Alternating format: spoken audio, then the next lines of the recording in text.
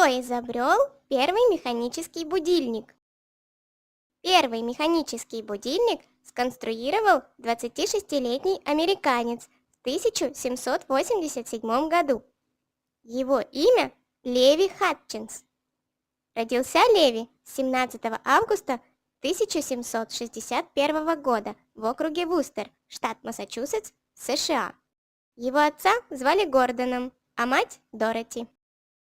Интерес к часам зародился у юного Хатчинсона в 1777 году, когда отец отдал его для обучения в подмастерье к Саймонду Вилларду, мастеру по ремонту часов, у которого была собственная мастерская. Леви тогда был 16-летним подростком. Его будильник был необычным, поскольку мог звонить только один раз в сутки, а точнее в 4 часа утра. Именно в такое раннее время хотел ежедневно просыпаться создатель первого механического будильника.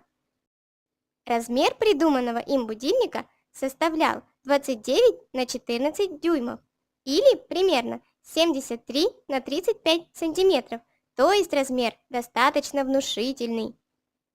Сам будильник представлял из себя шкафчик из соснового дерева, внутри которого был помещен большой медный часовой механизм. Дверца шкафчика украшала стекло. Механизм часов был устроен таким образом, что переустановить, изменить или выключить будильник было невозможно.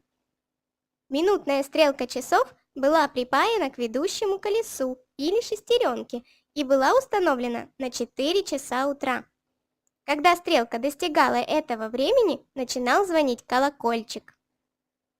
Хатчинс сконструировал такой будильник лично для своих целей. Впоследствии он никогда не предпринимал попыток наладить массовое производство своего изобретения.